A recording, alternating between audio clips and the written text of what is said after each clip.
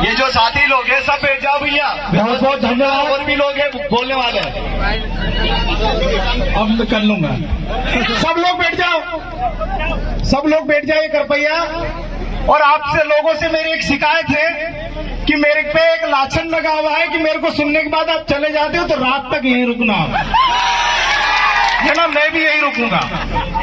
और हम लोग जिस मुद्दे के लिए यहाँ पर आए हैं, मैं सबसे बिना किसी भूमिका के उस मुद्दे पे आऊंगा।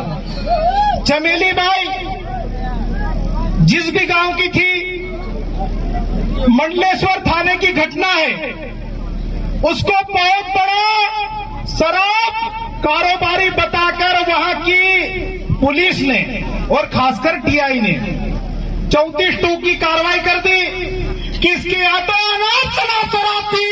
अरे टीआई और एसपी महोदय, अगर आप में हिम्मत है तो खरगन में जो ठेका है उसकी आप कितनी दारू रख सकते हो उतनी जांच करके बता दो, हम लोग आपको मान के चले जाएंगे। हिम्मत नहीं है। चमेली बाई को आपने जेल में कर दिया, उसको आपने बड़ा शराब कारोबारी बता दिया। अरे जो मंडलेश्वर थाने में जो टीआई है उसकी संपत्ति भी एक बार जांच होना चाहिए कि चमेली बाई की ज्यादा है कि उस टीआई की ज्यादा है। वो बेचवाते करता है, चमेली बाई को हर भी बनाता है। अरे तेरे में हिम्मत है तो यहाँ का भाटिया ग्रुप है उस पे का प्रेस वार्ता करते बता। यहाँ का जो सोमदीप है एसपी महोदय उन पे अगर कोई कार्रवाई की हो प्रेस वार्ता करके बताइए। आपकी वर्दी को हम सैल्यूट करेंगे, आपके सामने ऐसे कई बार हाथ जोड़ के खड़े रहेंगे। हिम्मत है नहीं, आदिवासियों पे कार्रवाई करते हो। क्या समझा था कि चमेली बाई अकेली है, उसको मार लोगे, कूट लोगे। अरे उनके बेटे अभी तो कम संख्या में आई है क्योंकि यहाँ के कलेक्टर महोदय ने चालाकी की है। और यहाँ के हमारे भी धर्मपुरी विधायक महोदय यहाँ पर उपस्थित हैं, उनसे मैं कहना चाहता हूँ, सबसे पहले यहाँ के कलेक्टर की विधानसभा अध्यक्ष को आप शिकायत कीजिए। आपके प्रोटोकॉल का उन्होंने ध्यान नहीं रखा। कलेक्टर को यहाँ खड़ा होना चाहिए क्योंकि एक विधायक यहाँ पर उपस्थित है। आप विधानसभा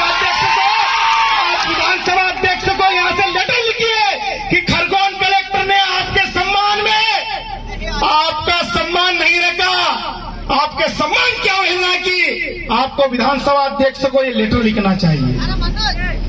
साथियों, हमारे जितने भी विधायक हैं, सांसद हैं, अनुसूचित क्षेत्र से जीत कर आते हैं, उनसे भी मैं कहना चाहता हूं, एक ही साल बचा है 2023 में, अब नियम कायदे में आ जाओ और आपके जो भी ये रखे उनको समझा दो कि आपका नियम क्या है, आपका मान सम्मान कैसे होना चाहिए।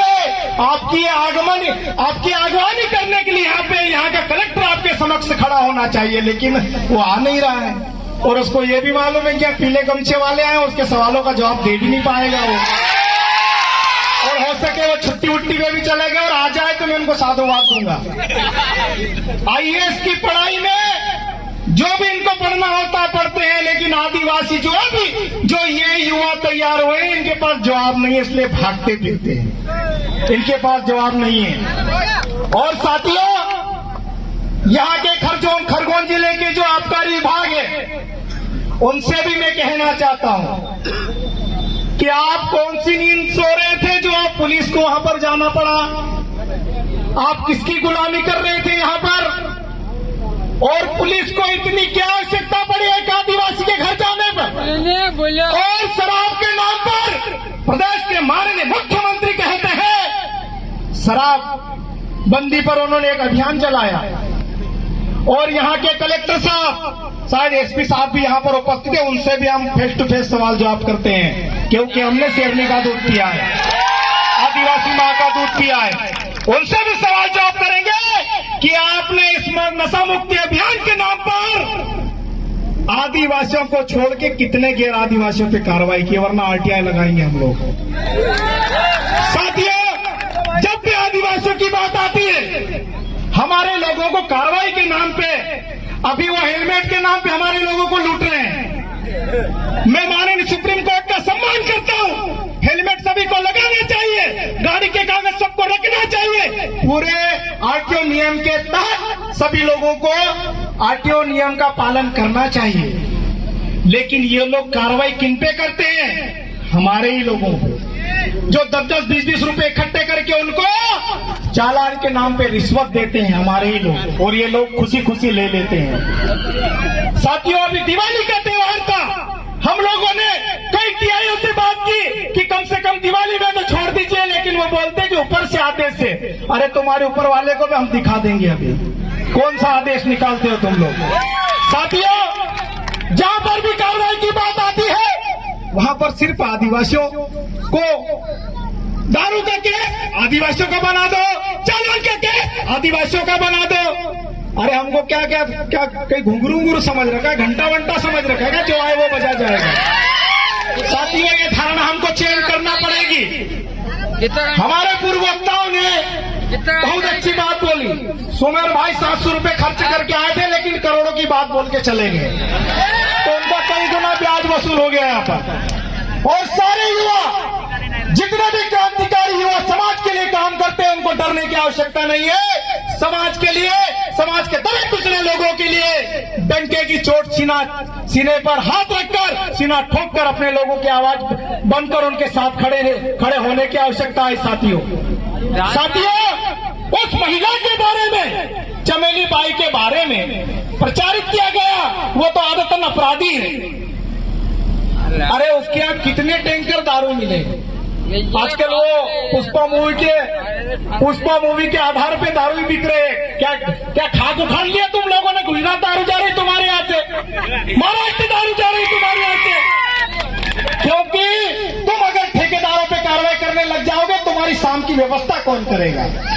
ये भी एक बड़ा सवाल है।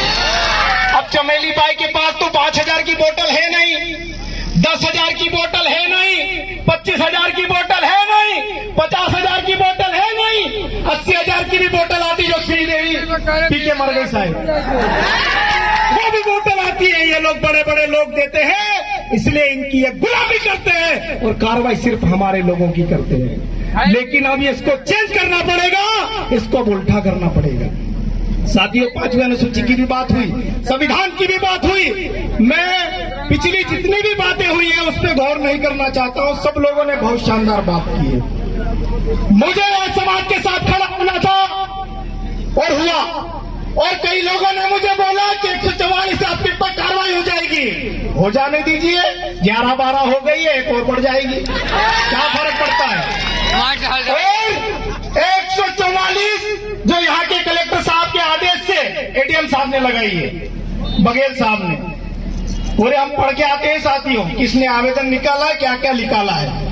और यहाँ पर प्रशासन के कई लोग सिविल ड्रेस में, पानी की जरूरत नहीं है, कई लोग सिविल ड्रेस में, कई लोग खुफिया रूप में हमारे बीच में भी खड़े हैं। खड़े हो जाइए, उनकी ड्यूटी है, हम उनको भला बुरा नहीं कहेंगे। लेकिन आदिवासियों के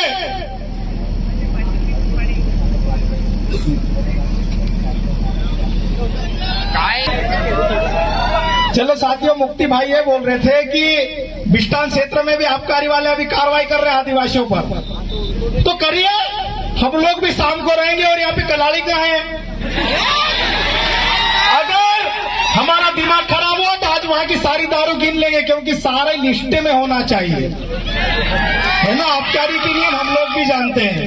अगर वो आबकारी की दुकान जो जिसका ठेका हुआ है, उससे बाहर वो दारू नहीं बेच सकता, लेकिन ये डायरियों के नाम से बेच रहे हैं। एसपी साहब को दिखाई नहीं दे रहा है, कलेक्टर साहब को दिखाई नहीं दे रहा है।